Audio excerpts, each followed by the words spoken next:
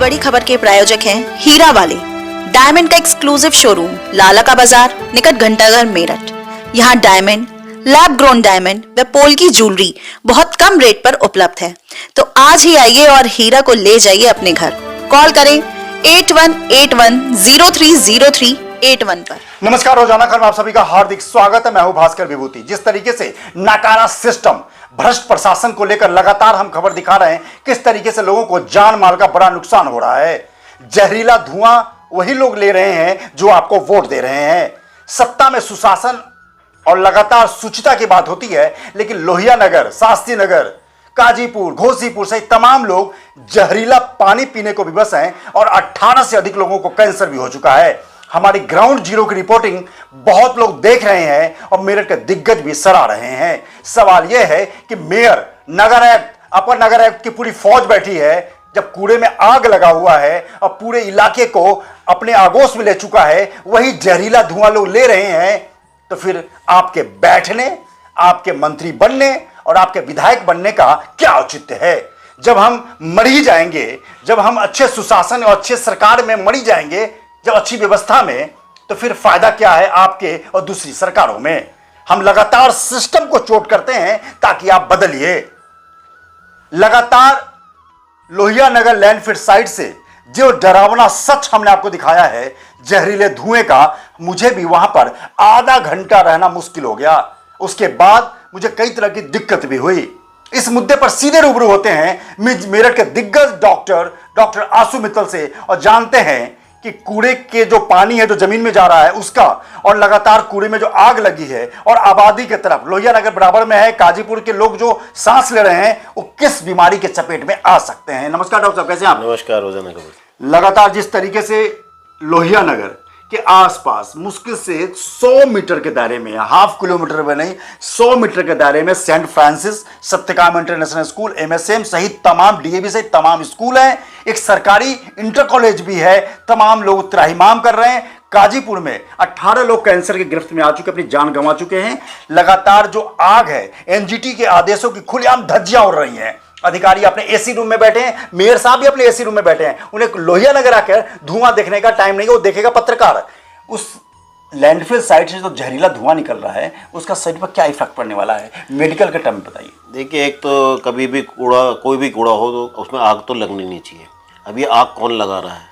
वहाँ के वर्कर्स लगा रहे हैं, कौन लगा रहा है, इस पर वर्क होना चाहिए, क्योंकि कोई और आग तो लगाएगा नहीं, ये कोई ना कोई वहीं का कर्मचारी लगाएगा। और छोटी छोटी जगह भी आपने देखा, कॉलोनीज़ में कूड़ा इकट्ठा करते हैं, उठा के ले जाने में उन्हें दिक्कत होती है तो आग लगा देते हैं उसे। कौन सी गैस निकलती तो है? इसीलिए मीथेन गैस निकलती है, कार्बन डाइऑक्साइड निकल जाती है, कार्बन मोनोऑक्साइड निकलती है। उससे पे आपको सांस की दिक्कत होती है। 2.5 और 10 माइक्रोन्स के पार्टिकुलेट मैटर आते हैं, जिससे आपको पोल्यूशन होता है, सांस में दिक्कत होती है। मैं भी आधे घंटे कल रहा, यहाँ तक कि हार्ट अटैक और कैंसर तक होते हैं इन सबसे। अच्छा, तो इसलिए जलाना तो आपको कोई सा भी चीज़ नहीं है। इसलिए तो सारे वर्ल्ड ओवर तो वहाँ तो कूड़े का मल्टीपल रूप है। वहाँ किचन में भी आग लगनी बंद हो गई। सब जगह हीटिंग प्लेट आती हैं वर्ल्ड में। हमारे इंडिया में ही है जो अभी कोई लकड़ी जला रहा है, कोई वो चला रहा है, उपले जला रहा है, कोई गैस जला रहा है। तो ये भी गैस भी नहीं होनी चाहिए, सिर्फ हीटिंग प्लेट होनी चाहिए। तो आग तो होनी नहीं चाहिए। वहाँ बहुत बड़े लेवल 3-4 किलोमीटर में फैला है। उसमें मैंने देखा अंदर जाके, जहां तक हम जा सकते थे डॉक्टर साहब, उसमें तो प्लास्टिक भी जल रहा है। उसमें भी जल रहा है। और आधा किलोमीटर अंदर वहां पे कम से कम 100-200 खतरनाक कुत्ते थे और सिर्फ 2 पत्रकार थे, रवि शर्मा और मैं खुद। वहां पे अंदर तक हिम्मत करके हम गए, जिसमें 100 कुत्तों से ज्यादा सब लोग वहां जंगली कुत्ते नजर आ रहे थे। लेकिन हमारी कोशिश थी कि अपने जान पर खेलकर आपको सच्चाई दिखाए। और नगर आयुक्त को सच्चाई दिखाए, मेयर को सच्चाई दिखाए, विधायक को दिखाए, मंत्री को दिखाए, लखनऊ में बैठे तमाम अफसर को दिखाए कि देखिए, जगिए, आप इसी के लिए बैठे हैं, हमारे लिए बैठे हैं। आप अगर कोई डॉक्टर, इंजीनियर, कलेक्टर बनता है तो पब्लिक के लिए बनता है। आप क्या लगता है, मीथेन गैस से इंसानी जीवन खतरे में है? कितनी बड़ी बात है। ये तो है ही। उससे सारे दिक्कतें, अंधे तक हो जाते हैं, कार्डियोवैस्कुलर इफेक्ट्स है, डेथ तक हो जाती है, कई तरह के कैंसर हो जाते हैं। तो ये तो आपको पहली बात ही, ये जितने भी आपके मेरठ सिटी है इनसे बहुत दूर होना चाहिए डंपिंग। और डंपिंग करने के बाद उसके ऊपर मिट्टी भी डालनी चाहिए। तो सबसे बड़ा तरीका ये है ना। और आग लगने का तो कोई मतलब ही नहीं। आग जो भी लगा रहा है वो बहुत बड़ा क्राइम है। वो तो धुआं 3-4 किलोमीटर के कॉलोनी तक जाता होगा। वो तो बहुत जर्नी के बाद में लोहिया नगर आके रुक जाता होगा। हाँ, वो तो सब जगह जाएगा। हवा जहाँ तक ले जाएगी उसको ले जाएगा। तो फेफड़े में और तमाम मीथेन गैस तो जहरी भी। सारी प्रॉब्लम्स इसीलिए दिल्ली में 1/3 बच्चे एजमेटिक हैं। क्यों है? बिकॉज इतना पोल्यूशन होता जा रहा है। गाजीपुर लाइन पर साइट है वहाँ पे। हाँ, तो 2.5 और 10 माइक्रोन्स के जो हैं, जितने ये सांस को दिक्कत कर रहे हैं, सांस की बीमारी इसीलिए, जुकाम जितने हैं, जितनी भी दिक्कतें हैं सांस की दिक्कत है, अब तो ये आ गई कैंसर भी पॉल्यूशन से ये सब। तो इसलिए इनसे बचाने के लिए तो आपको तुरंत रोक लगानी चाहिए। आग तो लगनी नहीं चाहिए, हम तो हर तरह की आग के लिए। और एनजीटी के सख्त, और यहाँ तो पॉलीथीन जब आप पराली जलाते हैं, हरियाणा पंजाब में पराली जलाते हैं तो उसमें खूब नौटंकीबाजी होती है, एफआईआर तक होते हैं, जुर्माने तक किसानों के किए जाते हैं। लेकिन वही सरकारी सिस्टम, अधिकारी अपनी आंखों के सामने सरकारी जगह पे, कूड़े डलाओ घर पे, लैंडफिल साइड पे आग, बहुत दूर तक में आग फैलाए। अगर कोई छोटी जगह लग जाए तो समझ में आता है कि ये किसी के कारनामा हो सकता है, लेकिन पूरे लैंड फिशा में जहां ही देखे धुआं ही धुआं। हमारे कैमरे की क्वालिटी भी समझ में नहीं आ रही थी। तो क्या कहेंगे चलते चलते कि लोगों तुरंत इस पर रोक लगानी चाहिए? ये तुरंत रोक लगनी चाहिए जहाँ पे भी आग लगे, इसलिए इसको कवर कर दो ना मट्टी से, तो आग लग ही नहीं सकती। तुरंत होना चाहिए, लैंडफिल होना चाहिए शहर से दूर, और लैंडफिल करके तुरंत उस पर मट्टी डलनी चाहिए। आग का तो कोई काम ही नहीं है, क्योंकि आग लगेगी तभी दिक्कत आएगी, तभी सारे carbon dioxide, carbon monoxide, methane बनेंगे। कल गौरव गुजर वहां के जो नागरिक थे, जिन्होंने आपने देखा भी है, वो भी मीथेन गैस का जिक्र कर रहे थे। तो मैंने सोचा कि कहीं आपको, अधिकारियों को ये समझ में आए कि किसी भी गांव वाले से बयान ले लेते हैं। तो मैंने पढ़े लिखे डॉक्टर, MBBS MS डॉक्टर आशु मित्तल, मेरठ के दिग्गज सर्जन है, उनसे सीधे रूबरू करवाए, इसलिए कि जगिए, कहीं देर ना हो जाए और उस इंसानी जान माल का नुकसान हो जो आपको वोट करता है।